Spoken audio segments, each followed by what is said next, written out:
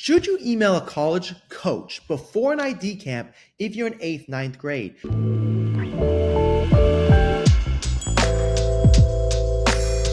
They're not allowed to talk to you, right? If they're Division 1 or Division 2. Yes, they can talk to you if you're Division 3, but is it worth it? So you guys have heard my opinion. Let's hear the opinion of a college soccer coach. So that way you can see that I've not been lying to you. I've been telling you the truth. Okay, so let's say black and white to make everyone's life easy. Ninth grade's a good place to start the concept. Would you like to hear from them before with an email, even though you're not allowed to communicate? Is it okay if they say, hey, I'm coming to your camp, here's a little clip? Or would you go, it doesn't matter, just come to camp? No, I'd probably watch it.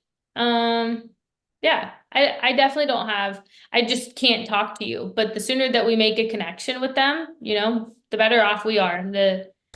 That's the money sentence right there. The sooner we make you a connection, the better off we are. You guys want to know how to play college soccer. You want to know why you're not being recruited. The sooner you make a connection, the better off you are. That goes across for every single school. So it is to say, if your coach, and you're playing at a high club level, says you're a good soccer player, talk to the coaches, send them video, communicate with them. You will be much better off. You have a better chance of being recruited, and you have a better chance of them giving you an answer, and you have a better chance of them referring you. So the sooner you start the recruiting process, the better off you will be. You've heard it from the coach here firsthand. I will keep telling you myself, but know that the sooner you start, the better off you will be. I also want you to hear this next part where basically I kind of drill her a little bit more, and I'm like, well, what if they start emailing you in 8th grade? Like, is that too much? Since you might watch it, especially coming to their camp, if a player were to be emailing you from 8th, ninth grade, once a month or maybe once every 3 months, and do you think that would help you get to know them better by the time June 15th hits? 8th and ninth grade, once every month is a lot for that age. Enjoy your time playing. The earlier that you start the recruiting process, the more you end up stressing about it. But it also obviously. Now, just before you say, hey, Zev, she said, don't email us in 8th, ninth grade, I'm going to explain why I think they should. And we'll have a little argument, a little discussion. Let's see if you guys find it entertaining. It helps you get committed when you're at that point where you can make a decision a little bit quicker. So the sooner you start the process, the better off you are when you're finding your college. So her argument is, hey, if you start that early, you're going to be so stressed. Oh my gosh, don't stress. No, I don't want you to stress, because she's a lovely person.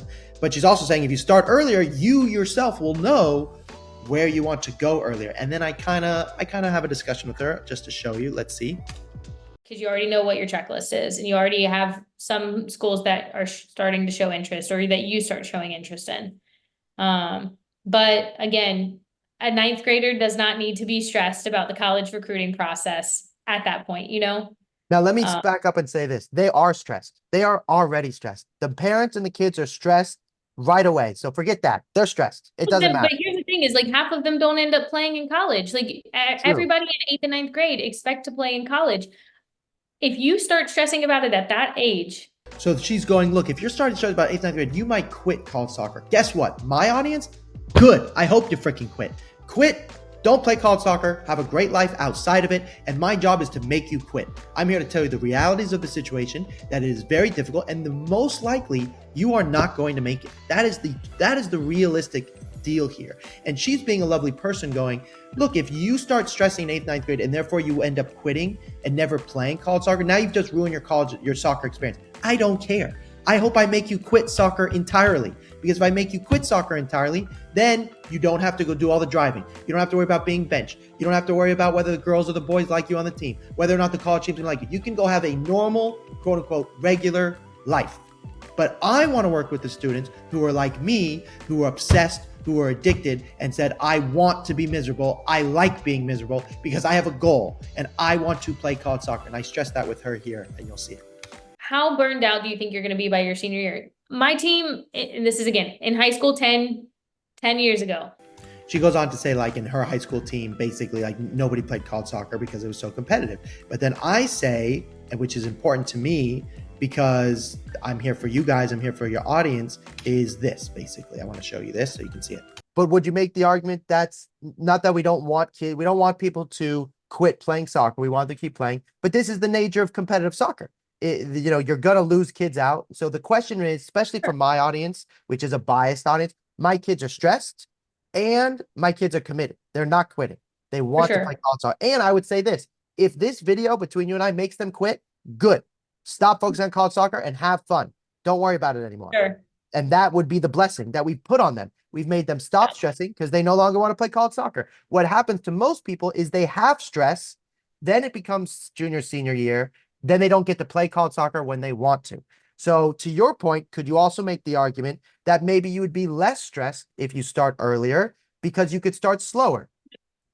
For sure. I think as long as there's a very good foundation, which it seems like you're setting for them, of this is what the steps that you need to be taking. And also, I think transparency is big. Like the parent, the club coach, you. So transparency, what she's saying is what level is realistic for you. She means, hey, don't be aiming for Stanford if it's not realistic. Don't go to their camps if it's not realistic, unless you want to go for fun. She's saying transparency from me, I need to be honest with you guys and say, this is the level I think you can play. Transparency from her, hey, I think you came to our ID camp, but you're not going to be at my team, or hey, I really like you for my team, or I'd recommend you to another team. Or from your club coaches to go, hey, ladies, I think you can play college soccer and you should go for it. Or, hey, look, you're not the level for college soccer and you need to be told it. Now, soccer is opinions. So if one coach tells you you're not good enough and you quit, this sport is not for you. I was told no 1,000 times that I would never play college soccer, let alone go on to play pro soccer for 10 years. So if a one no can get you to quit, then life isn't for you anyways. But if you say, hey, look, they're not telling me no, but they are saying, hey, this school is not realistic, and they're not being transparent, then that's not the right club for you and you need to move on and make a different decision. The player all need to be very transparent about what the player wants and what is actually achievable for them, See, that's what you're talking about, actually achievable. But I think like a lot of times like players have like a Division I mentality, which for a lot of players, they can play at a Division I level. What she's addressing is most of you watching this are going, I want to play Division I. I want to play Division I. If I don't play Division I quit soccer. That's okay. You can have that opinion, but you just need to know that there's a good chance statistically that you're not Division I level, and therefore you may not play college soccer if you only aim for Division I. Where if somebody like me or somebody like her says to you, hey, look, we don't think you're Division I level, you might be able to get there one day, but right now you're not there, so you need to work out if you want to reach out to D2 and D3s, and you say, you know what, I am open to that, then it's possible that you get the interest on the D2s, D3s, and all of a sudden now you have Division I interest because you've improved, you've got more confidence, and now you've got interest from other schools. But if you only reach out to Division I schools and you refuse to reach out to anybody else, then it is possible that you will not get to play college soccer. But also, we played in the national tournament last year. We're playing into November, She's talking about the NCAA tournament, and Wingate is an incredible program that is Division I level. So maybe they're called D2, but they're really, really good. So I think like a lot of times, especially with they've just kind of changed the rules for Division I, where there's roster caps for certain divisions. I think with that happening, you're going to start to see a lot more like higher level competition throughout Division II even more. We play a lot of Division I schools in spring season and things like that. Like we're beating Division I schools. So I think it just is not even being realistic. And this is her way of also saying, and she's a lovely coach, hey, look, you only want to play Division I. What about Wingate? We beat Division I schools. You want to play at the Division I level, or do you just want the name? I play Division I soccer. Or do you want to play at maybe a higher level? And Wingate can provide that because they're really good. And I think I told you the facilities are amazing and it's in a great school. And she's a great person. That's why I'm doing these podcasts, is not only do I want you to get to know the school and everything else, but do you like the coach? And she's lovely. With, hey, you can play at a Division I level or you can't play at Division I level. You could find a school to play at Division I, but are you going to be happy there? Right? Is it a good program? Do you want to be a part of a really good program and maybe have to develop as a player for a year or two before you start to see the field? Or are you going to walk in and you're going to play? And again, that's a conversation you have maybe with the college coach, right? On what their expectation is for you during your 4 years. And so she's going, look, what kind of life do you want? Do you want a life where you're not playing very much at the very beginning? Or do you want a life when you start? And she's a very competitive school. It's no guarantee you're going to start for her. But if you're being recruited by a very good Division I school and you say to the coach, where do you see me in your team? Do you see me as a starter? Do you see me as growing? You hope they give you a relative good answer, something honest, although remember their job is to win games and get you recruited, so they might exaggerate the truth. And she may say to you, hey, look, you're going to play for me like right away. And that may be what the lifestyle you want. If you want more help, everybody, I know I was really aggressive today and angry and trying to make you quit. But if you want more help, give me a call, links in the bio, and we will talk soon.